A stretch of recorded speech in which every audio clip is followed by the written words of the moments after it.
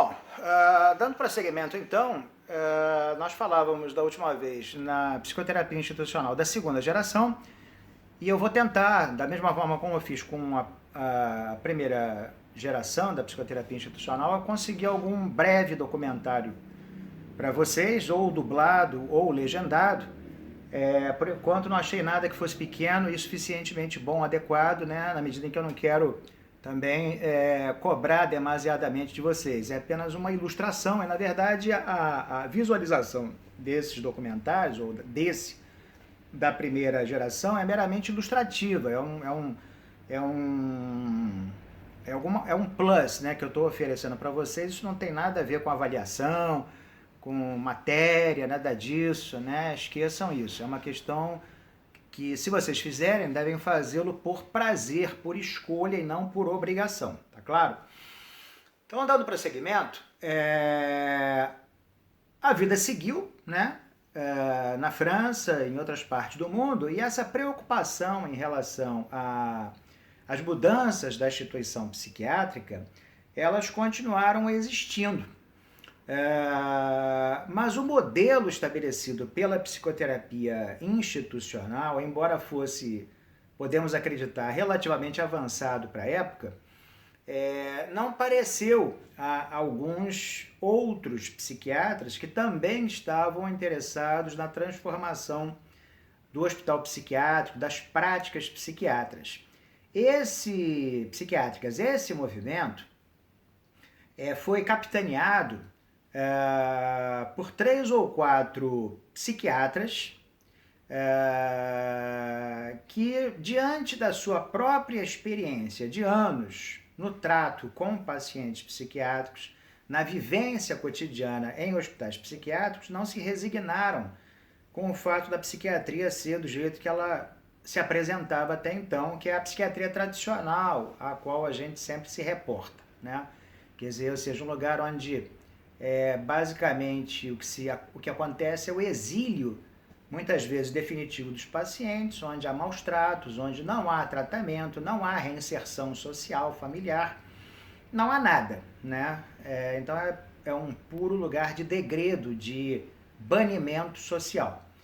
Então, insatisfeitos, entretanto, com a proposta da psicoterapia institucional que eles conheceram, e por acreditar que o hospital psiquiátrico não pode ser reformado por uma razão muito simples, ele não presta para as finalidades para as quais foi manifestamente inventado, que seria então tratar e curar os pacientes.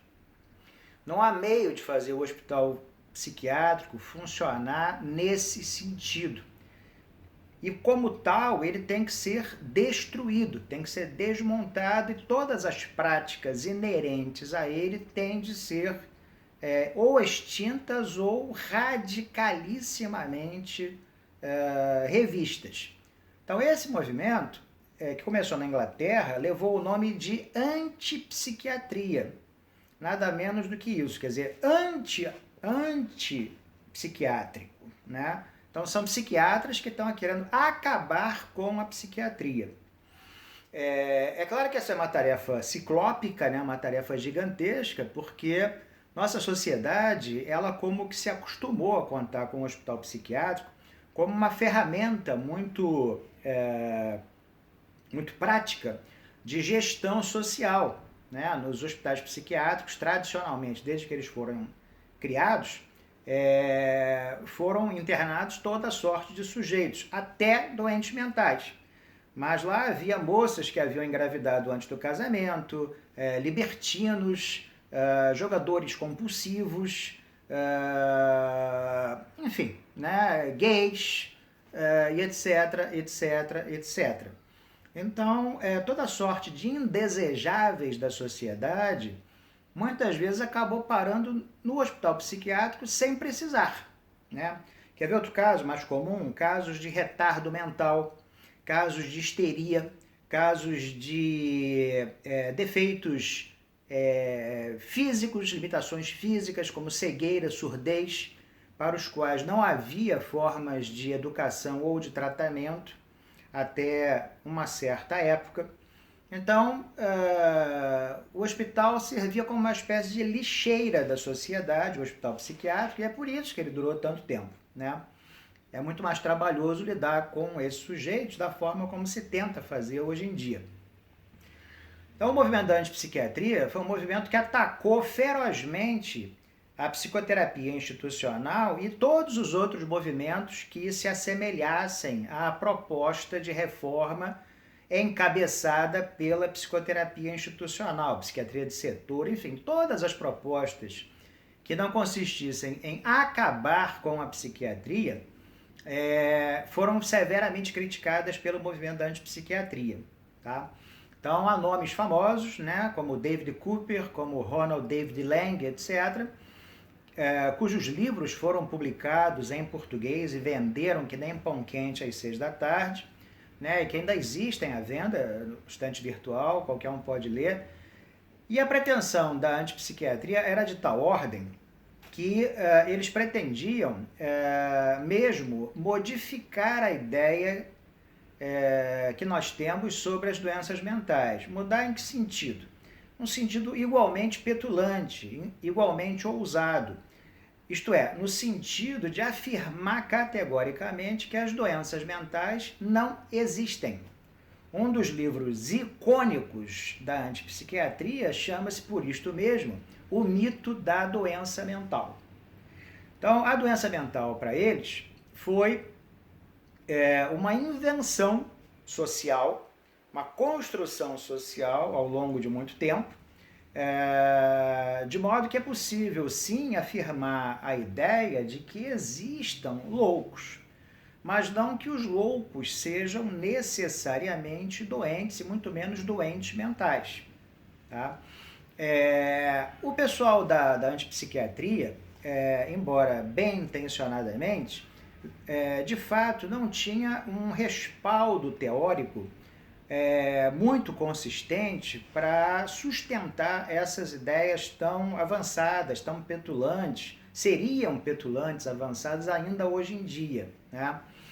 Mas eles tiveram uma puta sorte, porque contaram com a contribuição aparentemente fortuita, né, ou certamente fortuita, de ninguém menos que o Michel Foucault, que mais ou menos na mesma época em que eles iniciaram o movimento, isto é, começo dos anos 60, lançou a sua tese de doutoramento, intitulada História da Loucura na Idade Clássica.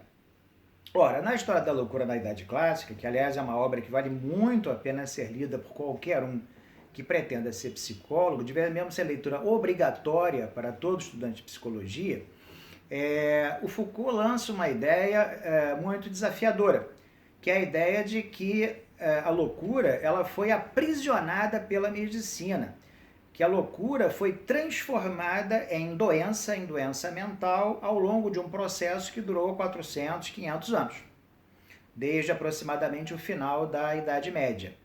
Alguém pode dizer, mas eu já li em algum lugar que o Hipócrates, 2.500 anos atrás, dizia que a loucura era uma doença orgânica. Sim, é verdade. O Hipócrates e outros médicos que o seguiram. Mas aquilo a que o Foucault se referiu na História da Loucura na Idade Clássica é que até um determinado momento na história da nossa cultura não havia sido estabelecido hegemonicamente a ideia de que a loucura é sim uma forma de doença mental. De tal modo que mesmo hoje em dia uma criança pequena, se vir um sujeito louco na rua, vai dizer que ele é um doente mental. Né? Então essa é uma ideia que está completamente difusa no tecido social e que a antipsiquiatria tenta desmentir, tenta desarmar. Né? Para isso, ela vai se valer de determinados instrumentos que, paradoxalmente, a gente poderia chamar de institucionais. Sobre estes instrumentos a gente vai falar no nosso próximo encontro. Da mesma forma, eu vou ver se acho algum pequeno documentário sobre a antipsiquiatria, mas o fato é que a antipsiquiatria, adiantando um pouco o expediente, ela teve uma vida relativamente breve. Porque eu falei que a psicoterapia institucional existe até hoje na França. A reforma psiquiátrica italiana é de 78, né? A brasileira já vai completar aí 30 anos quase. Então, enquanto isso, a antipsiquiatria durou uns 20 anos no máximo. E ela chegou ao fim, provavelmente, pelo seu caráter absolutamente utópico para uma sociedade como a nossa, para a qual, se não o hospital psiquiátrico, mas pelo menos serviços de saúde mental, são considerados imprescindíveis a qualquer preço.